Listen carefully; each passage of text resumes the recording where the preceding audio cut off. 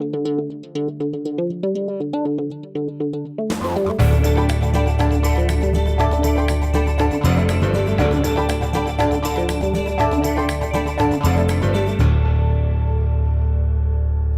provided by Walters Papillon Thomas Cullins, LLC, specializing in business litigation and personal injury cases for over 40 years. Thank you, Davis, and good afternoon, everyone. It is an honor to be back before you. I believe I was last here as your speaker in 2017, so thankful to be invited back and to share with you about a topic that I'm very excited about and very passionate about, and that is my role as head of the East Baton Rouge Redevelopment Authority.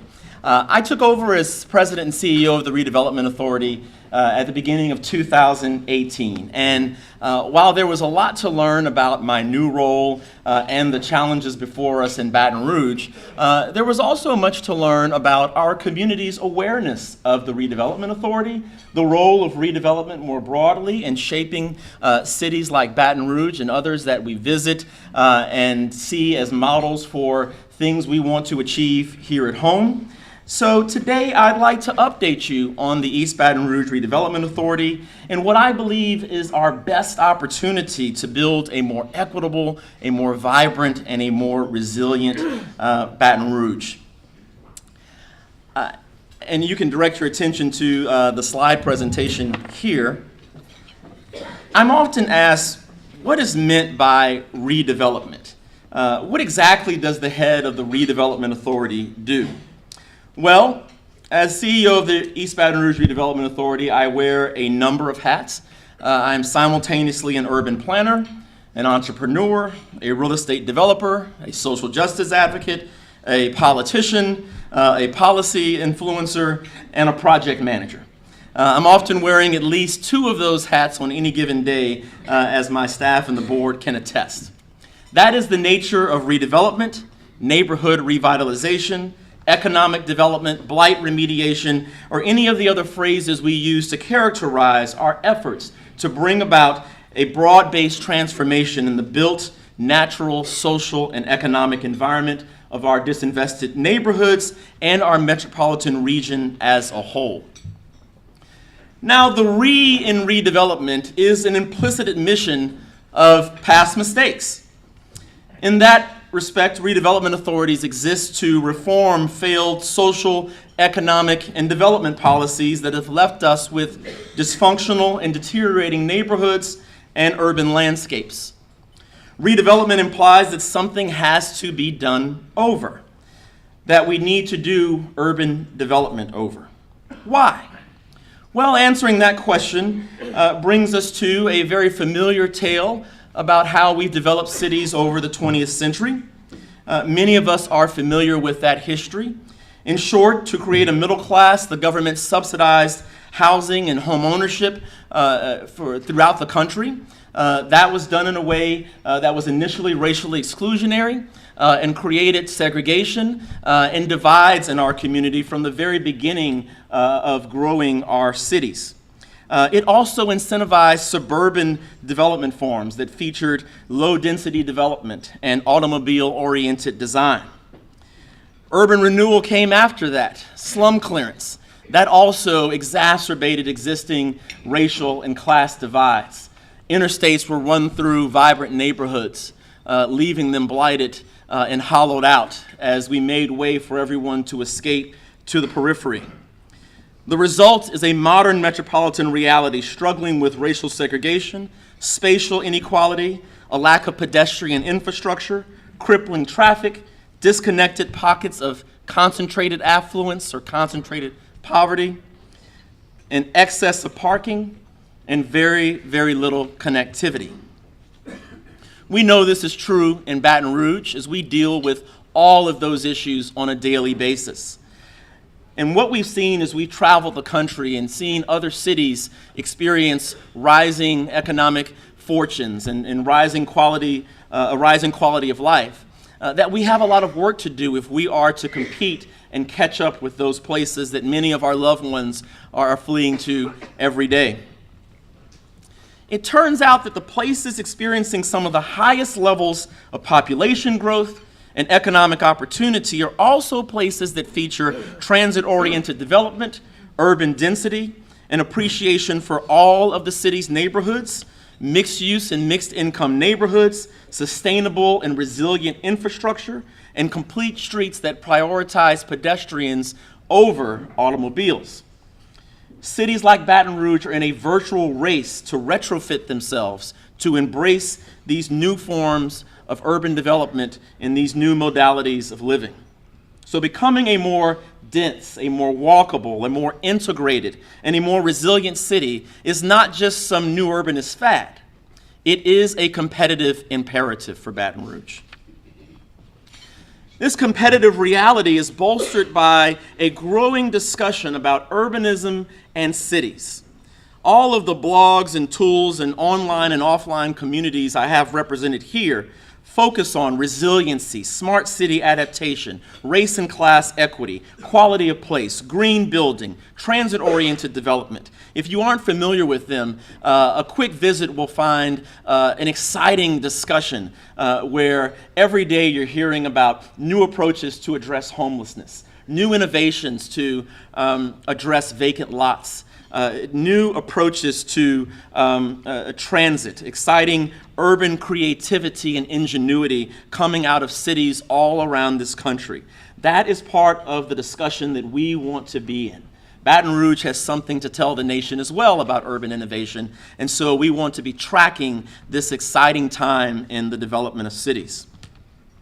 And in many of these cities, it is the redevelopment authorities that is the hub of innovation and entrepreneurship.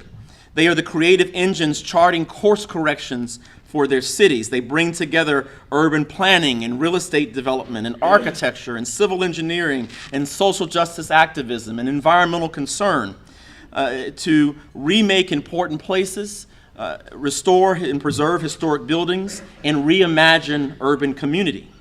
Many of those cities, and I have some represented here, have redevelopment authorities that have remade themselves into very powerful brands that extend the identity of that city in a global sense. You see the Redevelopment Authority in Atlanta rebranded itself Invest Atlanta. Prosper Portland is Portland's redevelopment authority. Portland was the site of one of the first canvas trips that gave inspiration to the Redevelopment Authority more than a decade ago. So when we see these examples happening in other cities, this level of innovation in our very own neighbor down the road, the New Orleans Redevelopment Authority, is also on that slide. We know that there are many models for how cities are remaking themselves, and it gives us a number of blueprints for our future with the Redevelopment Authority. What are the components of redevelopment? There's a lot of variation in the scope and approaches of our peer agencies, but there are a few things that I want to highlight that I think are core functions of all redevelopment authorities. One, they feature integrated planning, community engagement, and real estate development. I put those in one block because you can't do any one of those separately. You have to be talking to the community, you have to be thinking about planning, and you have to have an idea about the market realities that drive development. And so that is important. Land banking. Land banking is a necessary tool, and that is a tool by which redevelopment authorities hold distressed and underutilized property and prepare it for redevelopment. That's very important because in order for urban anti-markets, as I like to say, and I use the term anti-markets because those are places where development activity isn't happening. These are properties that are sitting around. They didn't sell at auction. No one's paying the taxes. No one's bothered to take care of them. Cities have to have a strategic and deliberate approach to address those problems, and land banking is the tool through which communities begin to take those properties and strategically turn them around in ways that reflect market realities but also address dire community needs.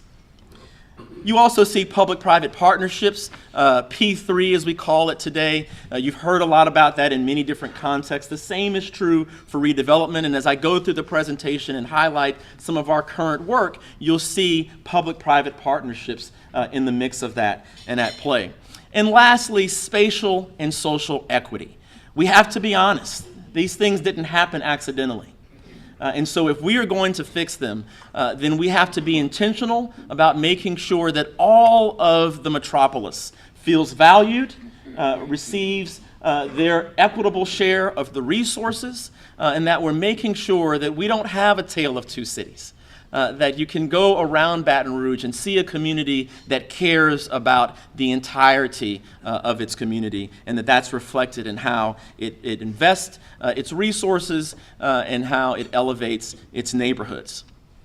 So with that background, what about the East Baton Rouge Redevelopment Authority? Sometimes people are hesitant to ask me this very basic question, as if they're embarrassed that they should know more. And we are constantly sharing with people so that people know the work of the Redevelopment Authority. But don't be embarrassed. We are, relatively speaking, a young redevelopment authority. This marks 10 years of operations for the East Baton Rouge Redevelopment Authority. By contrast, our sister city to the south, New Orleans, the New Orleans Redevelopment Authority just celebrated 50 years. So puts it in context for you. So the East Baton Rouge Authority 101, we are a separate political subdivision of the state of Louisiana. I am always clarifying that. We work closely with the city and receive the lion's share of our support from the city, but we are a separate political subdivision founded in 2007 by state statute, operational in 2009. We are governed by a 5-member board of directors. 3 of those members are appointed by the mayor-president. 1 is appointed by the Baton Rouge Area Foundation, and 1 appointed by the Baton Rouge Area Chamber of Commerce. The majority of our budget, virtually all of our budget, comes through the city parish. Our unrestricted budget is provided from the general fund, and then we have restricted funds that relate to our work with the Office of Community Development. I want to take a brief moment at this moment to recognize the staff and board members who are present here of the Redevelopment Authority. If you would just stand. You know these people. They are leaders in our community in many respects. Our board chair,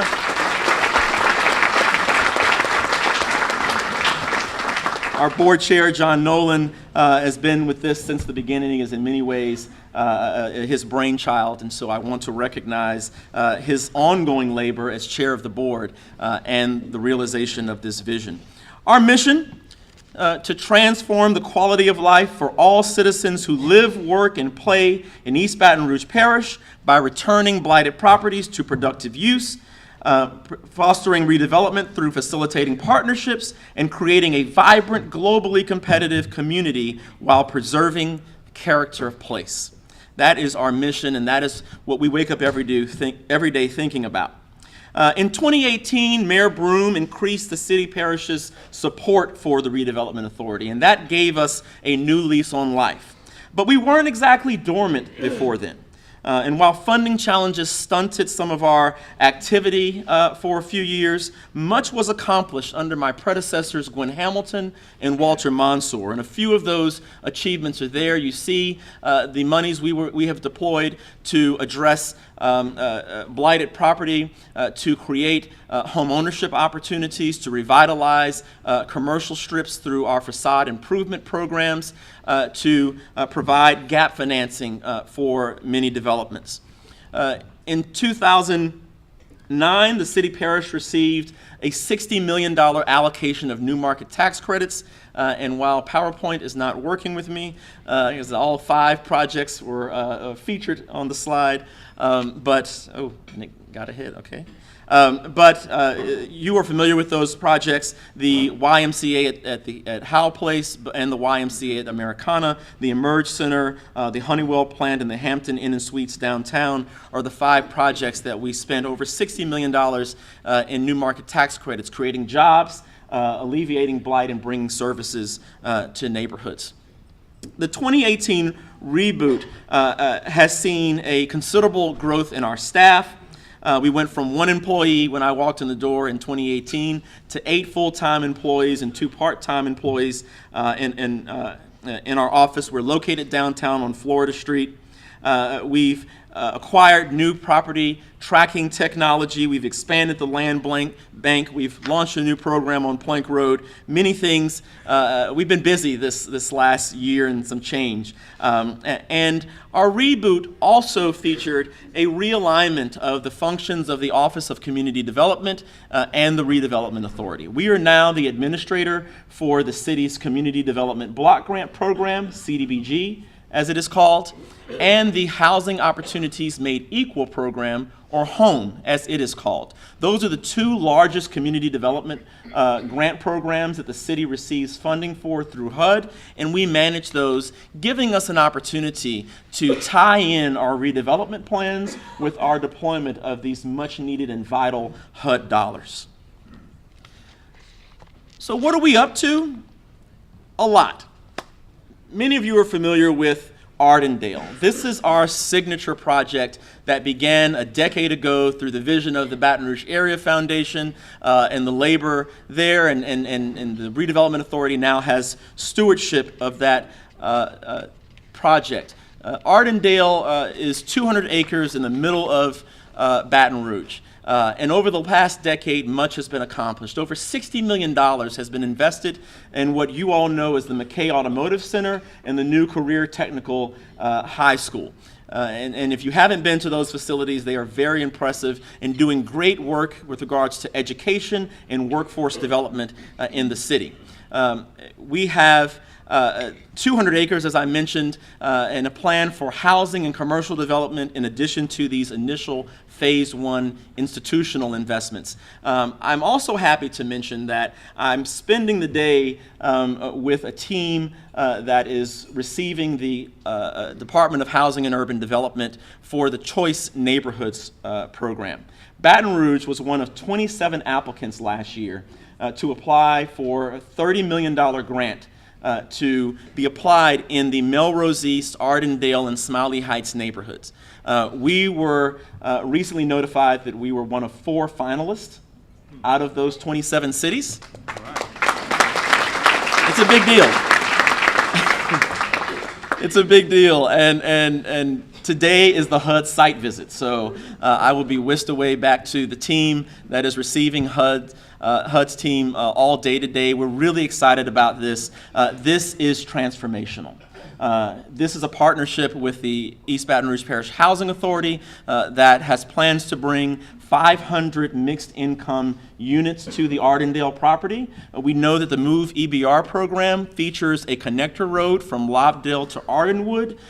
We are working to address wetlands issues, and we also have opportunities for single-family home development. All of that is in the works right now, and having the support of the Department of Housing and Urban Development through the Choice Neighborhoods program would be a game changer for us. So we appreciate your prayers, and stay tuned for what we believe is going to be good news.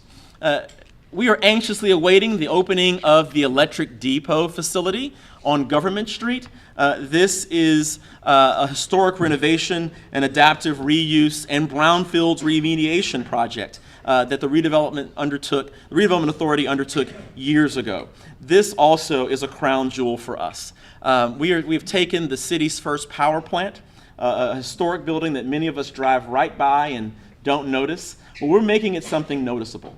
And this mixed-use facility is going to contribute to the ongoing revitalization of Government Street and give us new opportunities to raise the quality of life in our downtown East neighborhood. And in addition to that, we are also planning for the area around the Entergy building. In 2014, the Redevelopment Authority received a grant from the Southern Rail Commission to do master planning work for what would be the first 2 stations of the proposed intercity rail between Baton Rouge and New Orleans. No, I'm not here to report on the status of the rail project. We just did planning, but the mixed-use developments and the transit-oriented vision that came out of that process, and it wrapped up in December, gives us a blueprint for how to extend the development of Entergy into the surrounding neighborhood in ways that address the needs of all residents and give us something innovative to look to in Baton Rouge.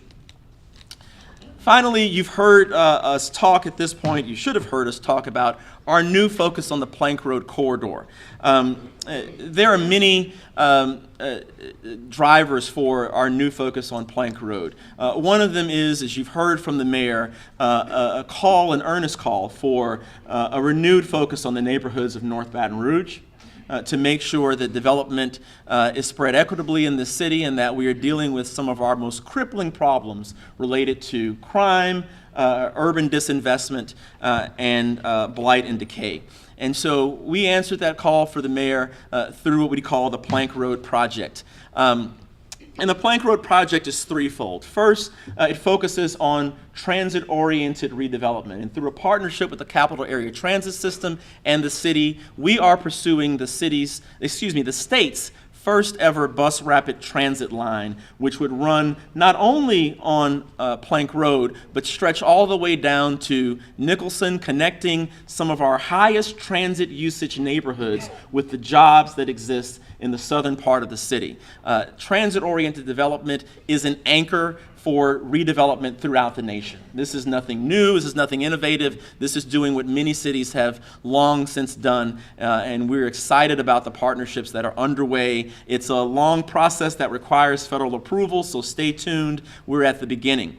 We also approached the Metro Council to gain their support for the expansion of our land bank. Last fall, we took in over 80 blighted, vacant, adjudicated properties into our land bank, and we're now working to clear title to those properties and find ways to return them to productive use. We knew that in order to effect a successful planning effort for the Plank Road corridor, that we had to capture opportunities for catalytic development. And so these properties give us that opportunity, and you'll be hearing more about that. And lastly, we are pursuing a comprehensive master plan funded in large part by a grant through the J.P. Morgan Chase Foundation and matching funding from a number of corporate partners, including the Baton Rouge Area Foundation. That master plan team has started their work, and in the months ahead, you'll be seeing a number of events that we'll be having to bring people to the Plank Road corridor so that all of our community can participate in this important visioning process. In closing, and that too, I forgot about this slide, excuse me.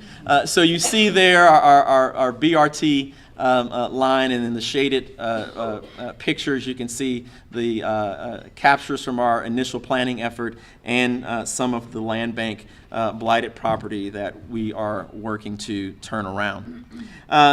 In closing now, it's an honor to lead what I believe is a vitally important component of building a better Baton Rouge. We have a real opportunity to do innovative work that can become a best practice model that other communities benchmark and look to emulate. As many of you know, I'm a native of Baton Rouge. I love our community, but there is a lot about Baton Rouge we must work to change. As we do so, we must recognize that our challenges are not merely deficits mocking our collective ambition to be a cool city. They are opportunities. And these challenges can be assets if we see them as opportunities to model creative, innovative urban development solutions. After all, when companies and residents come to Baton Rouge to consider relocating here, they don't know the difference between Santa Maria and Scotlandville. They don't know Plank from Perkins. All they see is a community that has to band together to solve some really pressing issues. And we are only as good as the weakest link in our chain of neighborhoods and communities that we call Baton Rouge. Those outsiders see a community that is reeling with a high level of blight, disinvestment, and racial and spatial stratification. We know that we are one community and that we can do big things. We have all of the necessary tools to do that right here in the Redevelopment Authority. And I look forward to working with all of you to build a more equitable, vibrant, and resilient future for Baton Rouge. Thank you so much. And if we...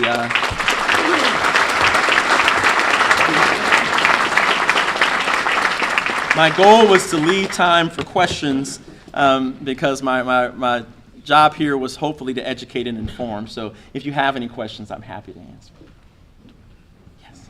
Is the $30 million grant in which you're a final for, is it a winner take all, or can they parcel it out amongst the finalists? So that's a great question, because the HUD team in their introduction clarified for us the next steps of this process. They have about $150 or so million allocated for this round of Choice Neighborhoods implementation grants. And I should mention, we previously received a planning grant in 2013, and that qualified us for the implementation grant that we are a finalist for.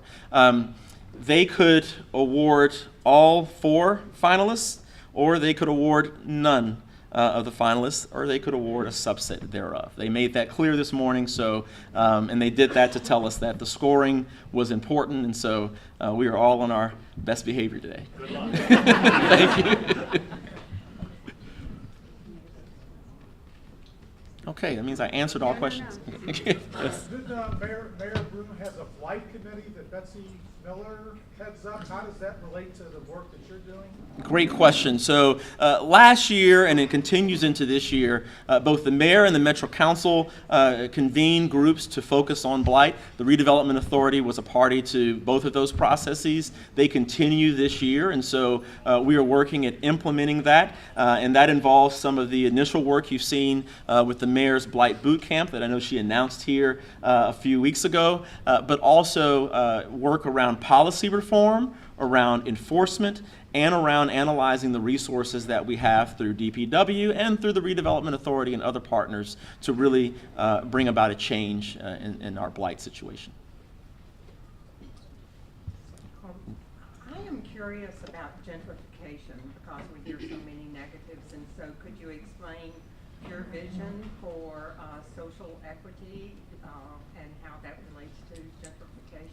Excellent question. And the gentrification discourse, as I like to say, is the point through which many of us kind of understand urban inequality, and rightly so. And when I talk about gentrification, I include in that displacement, because what we're really concerned about is that as neighborhoods rise in value and rise in quality of life, that the people who've stuck it out and the businesses who've stuck it out through the hard years aren't displaced because they can no longer afford to live there. That is a core function that redevelopment authorities and land banking in particular is designed to address. We have we're mission driven, right? And we respond to neighborhood needs and concerns. And so when we intervene in many of these neighborhoods, we are looking to turn properties back into productive use in accord with community needs. That means preserving affordable housing.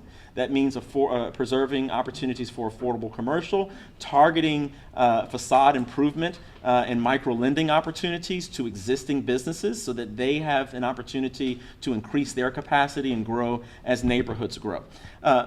Our problem in Baton Rouge is not only one of displacement. That happens when you have more demand than you have supply, and prices rise and people get displaced out. And we have that in some of our neighborhoods. We're concerned about that in the area around the Entergy building, for instance.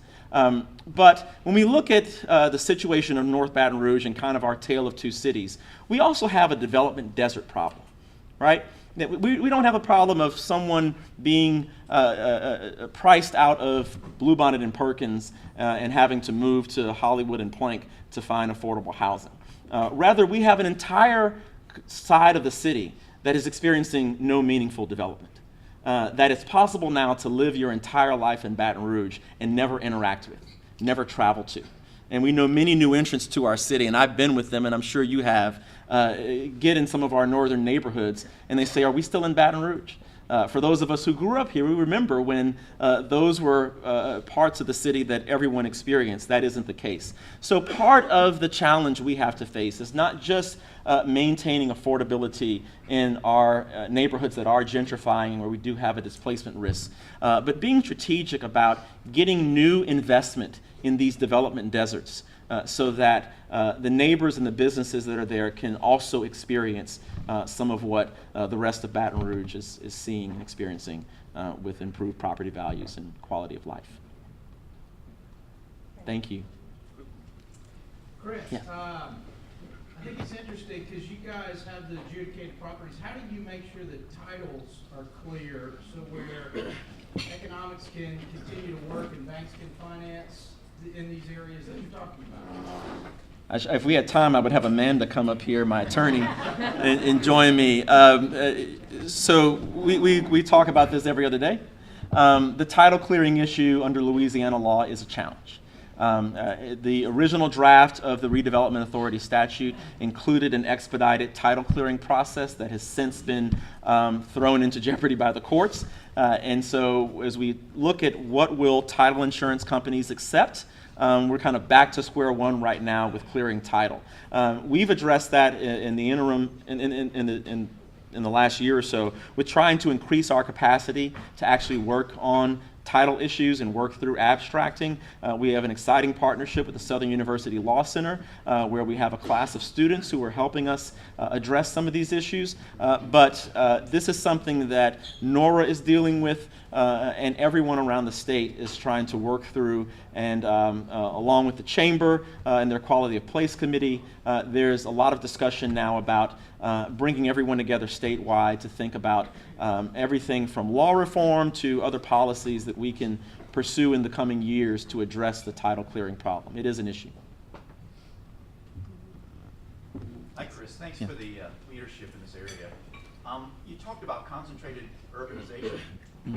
What does the Redevelopment Authority do concerning increased infrastructure to support necessary utilities during the event of a catastrophe like flooding, hurricane, things like that? Well, great question. And a big part of any discussion around urban development these days is resiliency, is disaster preparedness.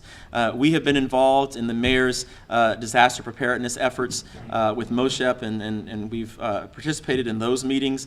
But as we are talking about planning for Plank Road, for instance, or even Ardendale, we are talking about resiliency infrastructure. And that requires that we be in close contact with the mayor's office and DPW. It requires that we are in touch with DOTD and CATS and all of the various entities that influence infrastructure and can do so in a way that responds to our concerns about disaster preparedness, but also responds to issues of livability and sustainability for just people's day-to-day living. When we look at Plank Road, we had significant flooding in the Mohican and Prescott areas around Plank Road. We also have one of the highest pedestrian and vehicular fatality rates in the state on Plank Road because so much of that community is walking. It is a low resource and low wealth and low income community.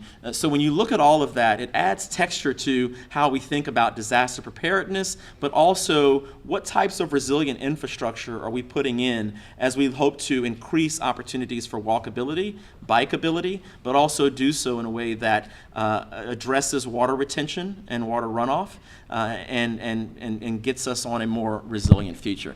Many innovative things being done around the country in that regard, and so we see this as an opportunity to implement those.